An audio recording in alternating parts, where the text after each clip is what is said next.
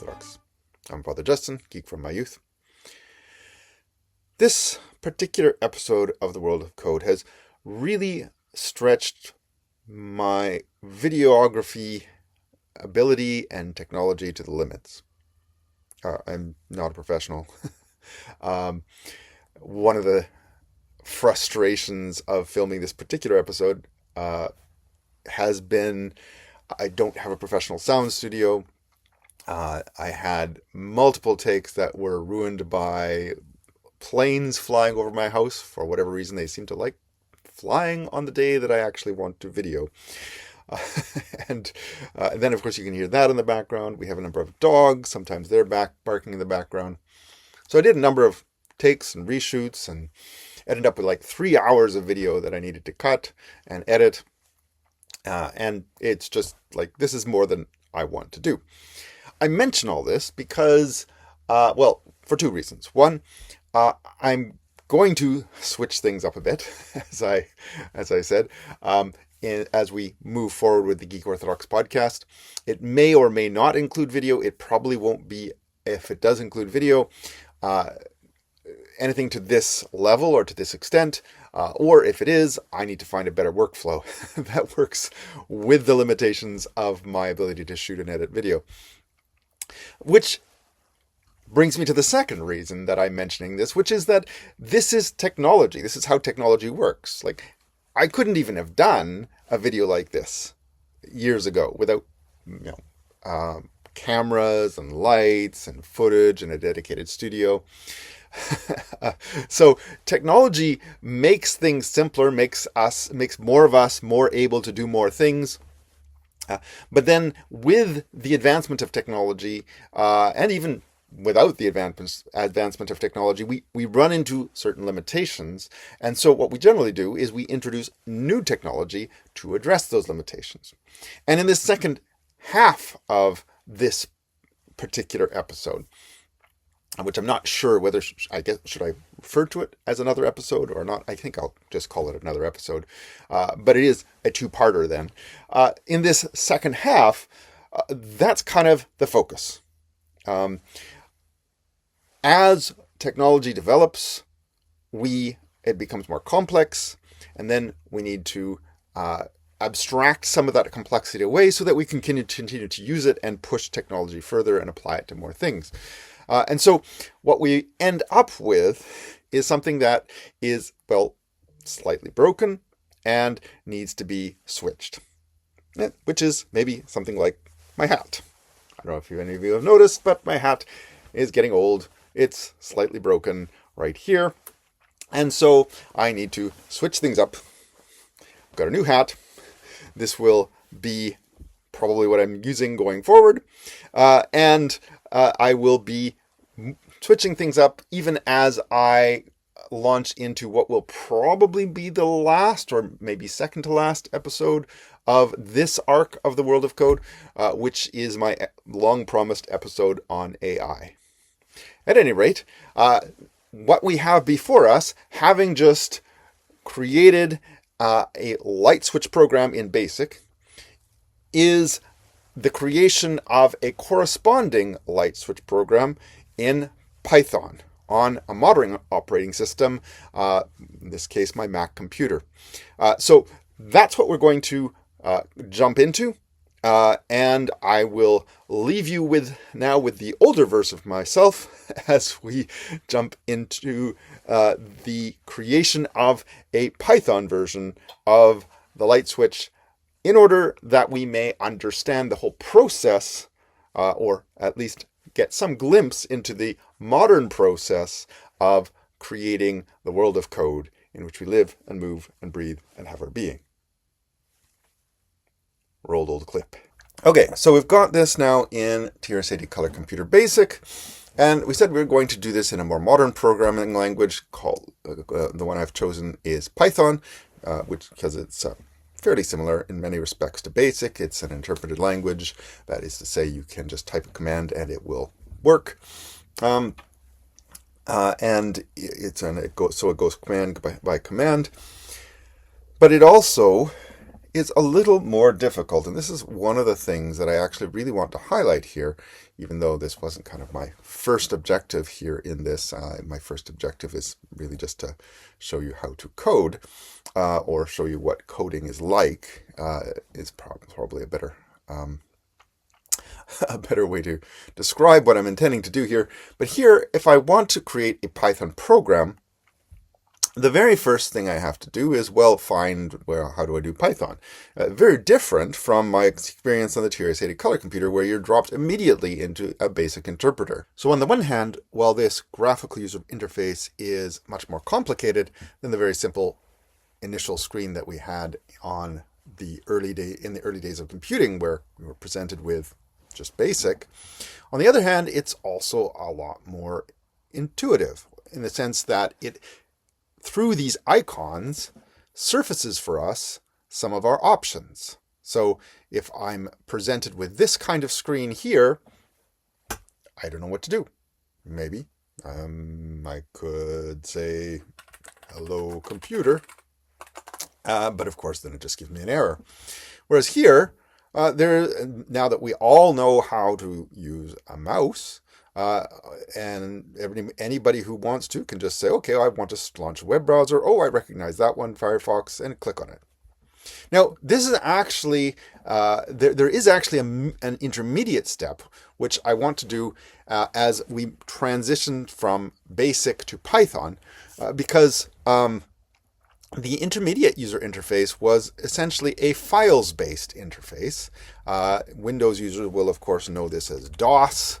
But you have a window here that allows you to see the files that are on your computer. So if I go to my documents folder and list them. So these are some of the files on my computer, but obviously in order to do this, I needed to know the commands to type in here, just as I needed to know the basic command that I would have to type in here to get it to actually print hello computer.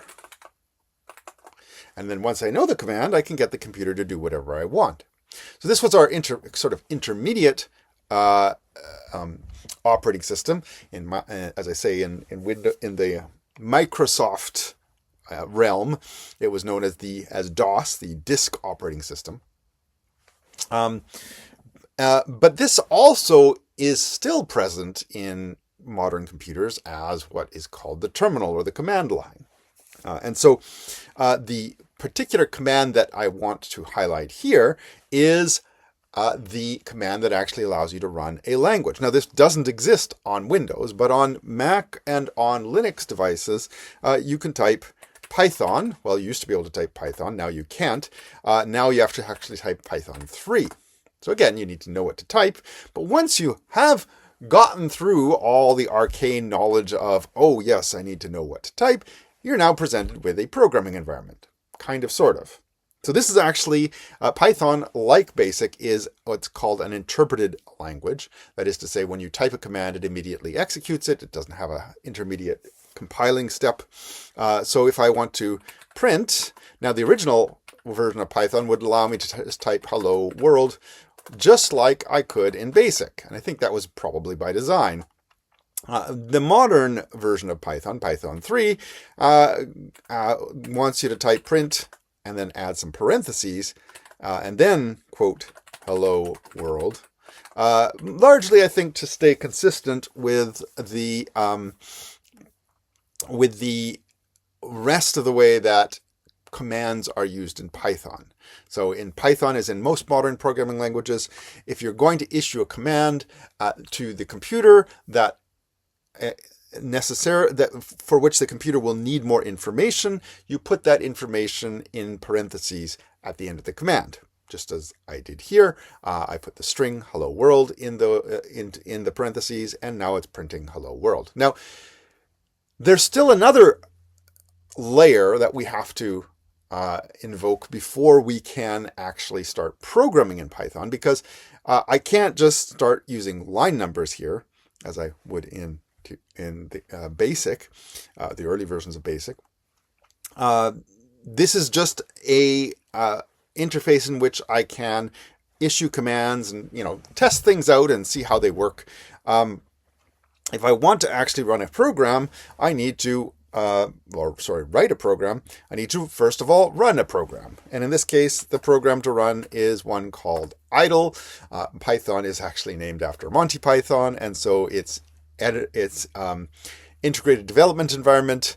They actually called it an integrated development and learning environment, so that it would be named idle after Eric Idle.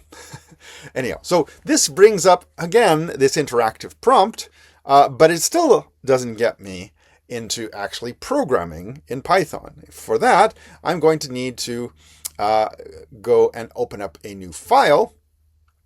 And now I'm finally able to type out a program. Now, I'm going to skip a few steps here and start with, because again, I'm not really intending here to teach you how to program in Python, so much as I just want to look at how code works on modern operating systems. And Python happens to be the easiest way to do that. So what I've done here is I'm going to start with our basic switch program. And I've actually added a couple of commands to Python. Python can actually let you do that with what used to be called subroutines and now are called functions. And so I've added the CLS command. Python does not have this command. This is my implementation of it. I'll show how I did it in a bit. It's very simple. But the other thing to note here is that when I'm running a program in Python on a modern operating system, that program is necessarily running in a window, as you can see here. So I'm got my editor running, and that editor is running in a window. And on Mac here, I have the X up here. In Windows, I would have it up here. And if I click that X, it's going to close down that window. Now, I've added this feature to the program, and I'm drawing your attention to it because this is a tell. This is one of those things that shows us, that gives us a glimpse into how the complexity of running a program in a modern operating system changes the world of code a little bit. In my TRS-80 color computer, you could run one program at a time. That was it.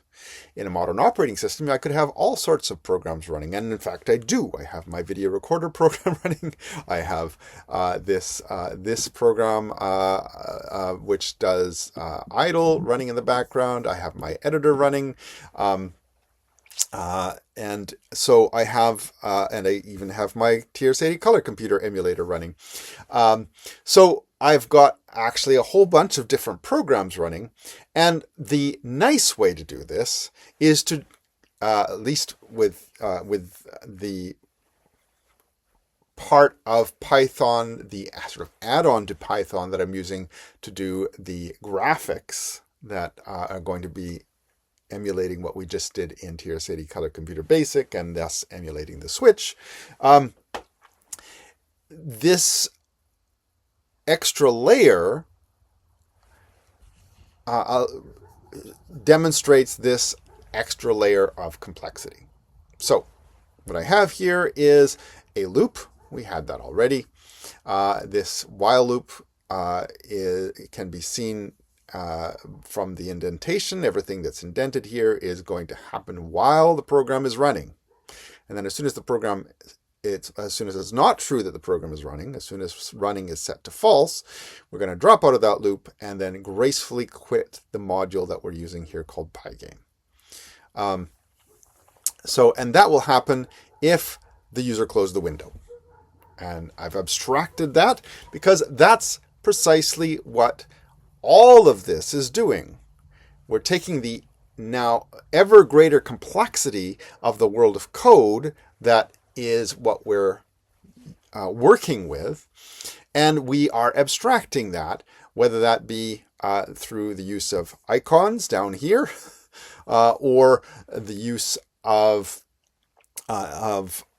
windows that allow us to represent a program without shutting down other programs, or whether we're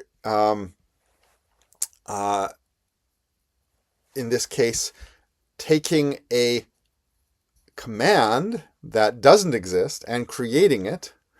All of these are forms and levels of abstraction which are designed to simplify the ever-increasing reality of the world of code, as you have code running on code, running on code, running on code, finally running on some hardware. So once we get past all this, we get to the basics of the basic program that we are re-implementing here in Python. So here I've got the in-key function that I've taken from basic. It's not an in-key string because I don't need to specify whether or not it's a string in Python. And this will pull the keyboard for the key, and we're going to store it in I. Don't need to do iString because, again, Python variables can store numbers or letters, doesn't matter which, so you don't have to specify or differentiate. And then if the up key is pressed, the up arrow is pressed, so that's represented here by if I up, and then the colon, then what we're going to do is, in this indented section, is clear the screen to white. In other words, the switch is on. And then if the down arrow key is pressed, then we're going to clear the screen to black, and this, in other words, the switch is off. And of course, we're just going to keep doing that until the user exits the program. So this loop, as long as this loop is running. So if we run this, we will find that the same basic program that we had before, where you can press the up arrow to turn on the switch and the down arrow to turn off the switch, has now been implemented in Python.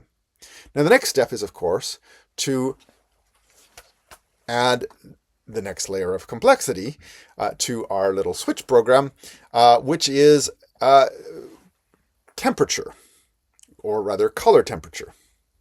So of course, if we press left and right here, that cycles through warmer or cooler color temperatures. In the basic program, because of the limitations of the colors available to us, TRS-80 Color Computer could only generate 9 different colors if you include black. Then we had to just have like a couple of different levels. Like, so we had magenta for warm, and then white for the medium stage, and blue, dark blue for the dark stage. Now we have actually a whole range of colors, not just white or black.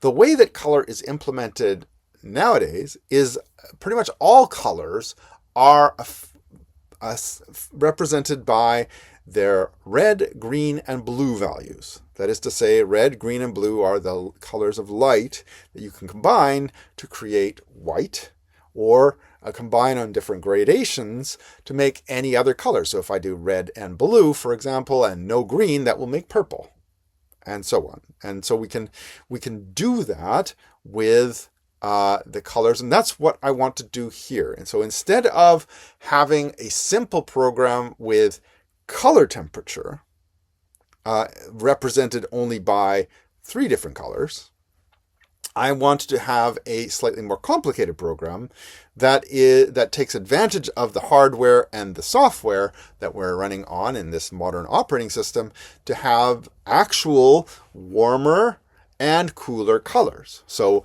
a warmer color, so if our median color is white, our warmer color will be an off-white which has more red in it and less blue. And if our warmer color is, a cooler color, for a cooler color, we're just going to have to remove some of the red and make sure that there's more and more blue. So that's the goal here, is to not merely have color temperature represented by 3 different states, but something closer to what this switch actually does. And in order to do that, we're going to have to break down our colors and not simply name them, but break them down into RGB values. So what this means for us in practical terms is now we have to keep track of our color temperature not merely in terms of a single value, but in terms of three values: the red value, the green value, and the blue value. Now, we'll probably leave the green as it is. So we don't necessarily need to keep track of it, but for the sake of consistency, I'll just make each one of these three values a variable, and let's call each of them RGB for red, green, blue. So we'll start with R equals, and then G equals, and then B equals. And we'll give them an initial value. Now, the initial value that we'll give them, I think, is the value that we want the screen to be set to when the switch is turned on, which would be white, which means all three of them are going to have to be 255, which is the maximum value. That means that we're going to have to switch this code up a little bit, because we want initially the screen to be black. And we can just keep, whenever we turn the screen off, we can just keep clearing it to black. We don't actually even need to represent that numerically, because we have a nice way of referring to it in text. But the color that we're going to use is now going to be set to RGB. And so the initial color will be white, and that's what we'll use here when we are clearing the screen to white. And actually, any time that we turn the screen on, we're going to want to clear it to whatever RGB is. If it is more to the cool end of the color temperature, then we'll have changed those numbers. And same if we've changed it to the warmer end of the color temperature. So for that, we need, of course, now to implement our left and right arrow keys. And so if the left arrow key is pressed, then we're going to want to do something. Let's leave that blank for now. But we will also want to clear the screen to the RGB values.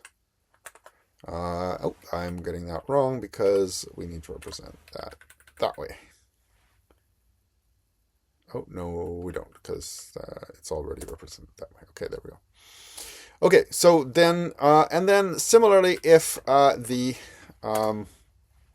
right arrow key is pressed, we're going to, again, want to do something, and we're going to, again, want to clear the screen to whatever the RGB color becomes. So what is this something? Well, first of all, we said before, we didn't just have if the left arrow key was pressed, we also wanted to see if there was any more room to cool down the color temperature. And in this case, if we're having left as cool, we'll want to reduce the amount of red. So if red is already lower than 0, then we don't want, if a red is already at 0, then we don't want to do anything. So we want to test to see if the left arrow key has been pressed and red is more than 0, and then we'll want to reduce the amount of red. Now, there is another factor here. Because we've now got 3 colors, or actually 2 that we're testing for, the red and the blue, and 2 that we're adjusting, the red and the blue, that actually means that we also need to be aware of what value the blue is set to. Because if we want to actually go the full gamut of the warmest, which will actually be yellow, to the coolest, which will be blue, then what we'll need to do, because red and green make yellow, what we'll need to do is, first of all, find out what is blue set to. Because if blue has been reduced, and we want to cool the color, then before we start taking away red, we have to make sure that we add back the blue. So then we need another if statement. If blue is less than 255, then what we want to do is add 1 to blue. Otherwise, so if blue is already at the maximum, then what we want to do is reduce the red. So red equals red minus 1. So that will increase the blue and decrease the red until we get all the way down to the coolest temperature, which will be max blue, so blue and green. And then when we press the right arrow key, we want to do the opposite. So we want to first of all see, can we go any more? Can we go any warmer? So is blue greater than 0? Then if it is, then we next need to see, is red less than 255, the maximum red? If it isn't already at the maximum, then we need to add more red to make it warmer. And then if it is already there, then we need to subtract more blue to make it warmer. And this should give us our fully functional light switch, which should actually more accurately represent how this light switch actually works. This programmed light switch, which not only turns off and on, but remembers the color temperature that the lights were set to and allows us to make it warmer or cooler depending on which key we press. So let's see if we got all this right. Make sure it's all saved. And then we're going to run this. We're going to run our module. And if we got everything right, then okay, it starts with everything being off. And now if I press the up arrow key, nothing happens because something went wrong. Okay, let's see what went wrong.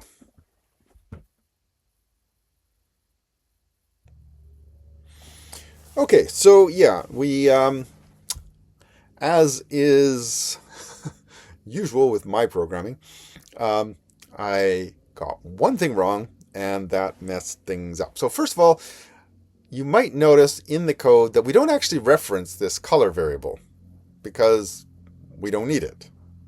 Because we're actually tracking 3 variables now, and we're not combining them, or rather we shouldn't be combining them here. We are and should be combining them here. We're just not doing it right. So this needs to be what's called a tuple, and that is to say 3 values all put together, like so, in parentheses.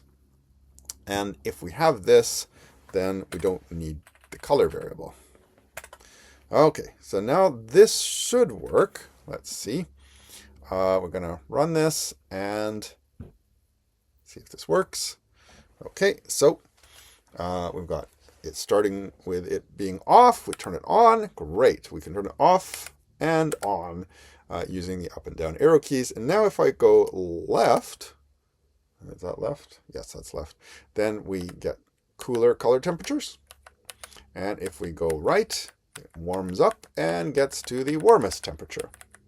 And if I turn it off and on again, it remembers the color that it was at.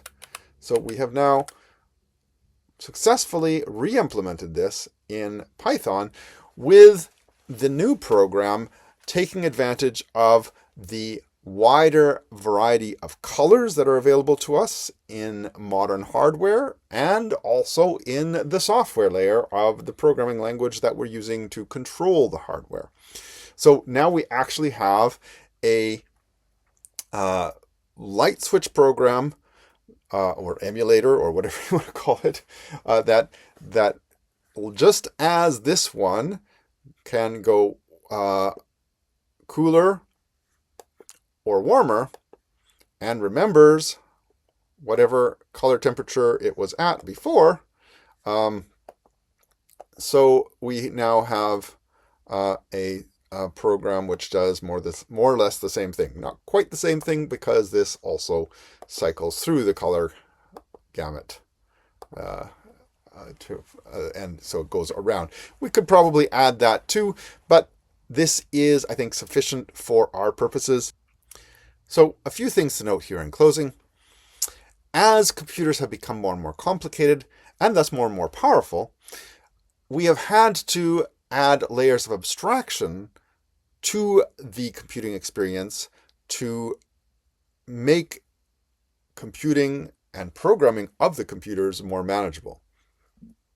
Now, includes things like, well, the operating system itself. We've moved from the programming languages being the operating system to having a kind of more file-oriented operating system in DOS to a graphical user interface like the Mac or Windows systems that we use on a regular basis in terms of our computing now.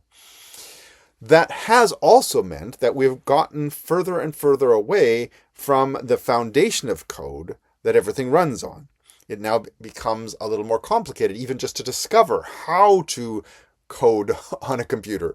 And even as we code on a computer, the coding process itself becomes more complicated because now we have to take into account elements like Windows. And as we have more power and thus more options available to us, we can do more with the code. We can make it run with gradations in this case of warmer and cooler temperatures. But that also means that our programming logic becomes more complicated.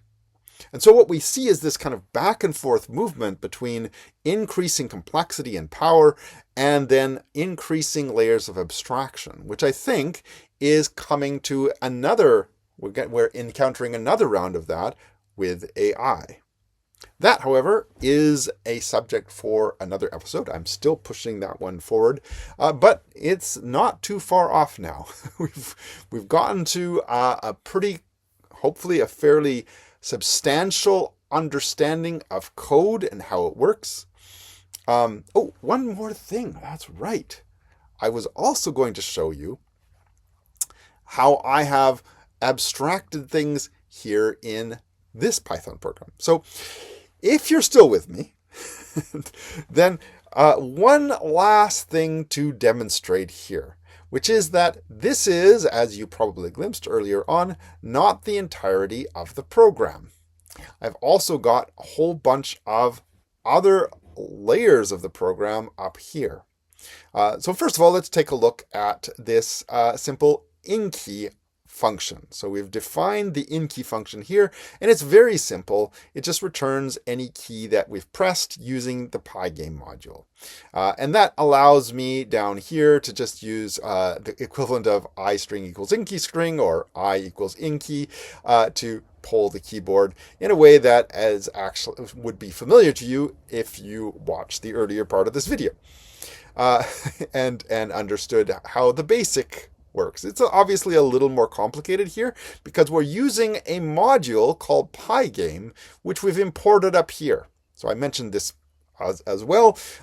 Python now, because we have to go back and forth between these layers of complexity, has isolated out, here are the core features of the programming language that everybody can use, and then we can add on to those. So not everybody is necessarily going to want to program graphics or even use color in Python. Maybe they just want to use text. Maybe they just want to use Python to interact with an AI module so you can have text chat back and forth. Then you wouldn't need any of this graphics. So the way that they've made Python more manageable is they've given the programmer a subset of tools and then allowed the programmer to import other tools like Pygame or other modules like Pygame, which add a whole bunch of different commands. In this case, this also means that we have to set up Pygame. We saw how we were quitting it. Well, we also need to start it by initializing it and then running it right at the beginning of the program after we've imported it. We also need to set up a screen, and here the screen is now something abstracted. On the color computer, the basic programming language just interacted directly with the screen. But here now because we have all sorts of different windows that we could have, we want to do that by specifying how big the window is supposed to be. In this case, the window is 1,280 pixels by 720 pixels, or dots. And so 1,280 wide, 720 high, which is 720p HD. And that's that's specified here. So again, another layer of complexity, which we've abstracted away by this screen command, and then further abstracted away by me moving all of the screen commands here into this CLS command. So I'm clearing the screen and using a command that is obviously based on the old basic command to a color. And to do that, each time we do that, we're actually filling the screen with that color. So all this screen that we've defined here is now filled with whatever color we've specified, and then we flip the display to put the work on the screen. That is to say, we refresh this window here to display whatever color we've filled it with in this case. And then I've also abstracted away these Pygame key up, key down, key left, key right commands just because they were ugly. So up, down, left, right now become constants. That's why they're in capital letters that we can use to refer to the up, down, left, and right arrow keys. And then this is my little subroutine for checking to see if the user has closed the window. And all of this is another layer of abstraction, even within this program, to make this main part of the program simpler and easier to understand. So, and this, again, is a good illustration of what's going on behind the scenes. We have code running on code, running on code, running on code, and each one of these layers of code is actually making it easier for the next layer to run and making it easier for us to interact with the next layer. Now, on a simple switch like this, all we really need is the user interface plus some code to allow us to turn things on and off wirelessly. So there's a wireless aspect, which I mentioned before, which we haven't even gone into, and we're certainly not simulating here, and allows us to change the color temperature by clicking left or right, which we've already just simulated. So this is pretty simple. Simple user interface, simple level of code, but there are still layers of code even in here. And so the takeaway here, I hope, is besides kind of having a better understanding of how code actually works and actually runs in the background, is that with these layers of complexity, we are increasing the things that our computers can do, increasing the power that they have to interact with and control the world around them, but also increasing complexity, which we then need to reduce through abstraction, which we do through layer upon layer of code. And as I said, I think AI is yet another one of these layers of abstraction, which we will cover in another episode when we look further at the world of code in which we live and move and breathe and have our being.